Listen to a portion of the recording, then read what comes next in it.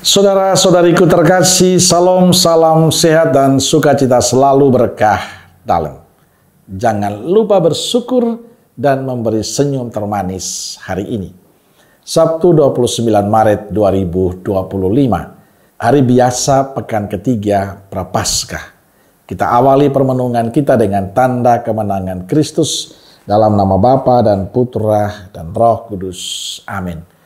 Permenungan kita diambil dari Injil Lukas bab 18 ayat 9 sampai 14.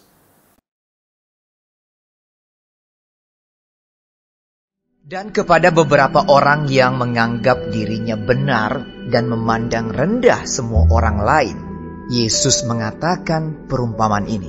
Ada dua orang pergi ke bait Allah untuk berdoa. Yang seorang adalah Farisi dan yang lain pemungut cukai. Orang Farisi itu berdiri dan berdoa dalam hatinya begini. Ya Allah, aku mengucap syukur kepadamu, karena aku tidak sama seperti semua orang lain. Bukan perampok, bukan orang lalim, bukan pezina, dan bukan juga seperti pemungut cukai ini. Aku berpuasa 2 kali seminggu. Aku memberikan 1/10 dari segala penghasilanku. Tetapi pemungut cukai itu berdiri jauh-jauh.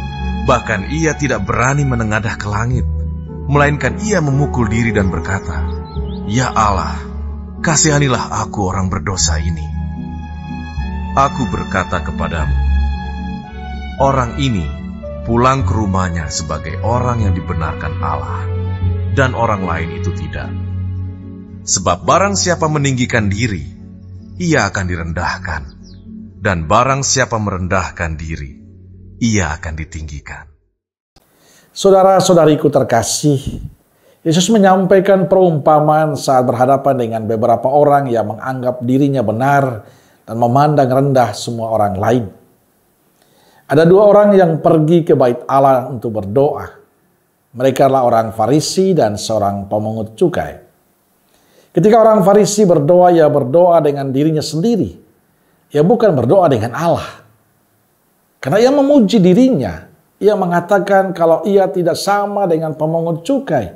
Bahkan ia mengatakan telah menunaikan kewajiban, telah beribadah dan memberi persepuluhan. Ia bukannya mengucapkan syukur atas segala kebaikan yang ia terima dari Allah. Justru ia meninggikan diri dengan mengatakan pada Allah bahwa ia orang saleh, tidak seperti kebanyakan orang berdosa lainnya. Dengan melakukan semuanya itu, ia tidak menunjukkan kesungguhan hati, melainkan keangkuhan, kesombongan. Ia menganggap dirinya lebih baik dari yang lain, dan dirinya lah yang paling benar. Itu sebabnya ia menjadi tidak menghargai orang lain. Sikap itu telah membuat dia kembali ke rumah dengan tangan kosong. Sebab ia tidak menunjukkan tanda pertobatan. Tidak ada tanda penyesalan atas dosa-dosanya. Ia lebih merasa cemas akan dosa-dosa orang lain daripada dosanya sendiri.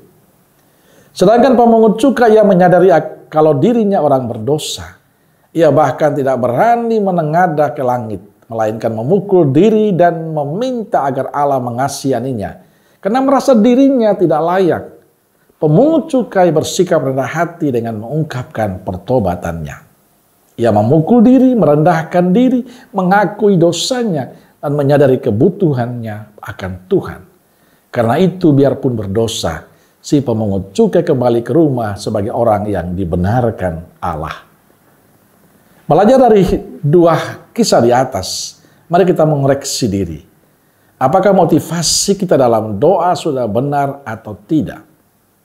Bila tidak, belum terlambat bagi kita untuk mengubahnya. Karena Allah mengenal hati kita.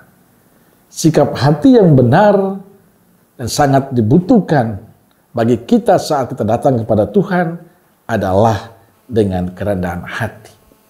Maka betapa pentingnya sikap rendah hati dalam doa-doa kita. Ketulusan kita, kerendahan hati kita, kejujuran kita menjadi kunci dalam setiap doa-doa kita, tapi juga dalam hidup kita bersama dengan yang lain. Merendahkan orang lain itu bukan perilaku yang diajarkan Tuhan. Tapi memuji, mengagungkan orang lain menjadi tempat yang paling pas bagi kita sebagai kaum beriman. Maka saudaraku terkasih, rendahkanlah hatimu dalam hidupmu, dalam doamu, supaya Tuhanlah yang memantaskan kita. Amin.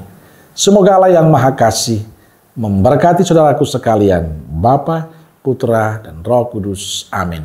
Kalau Roh Kudus Nazaret, doakanlah kami. Amin. Berkah dalam.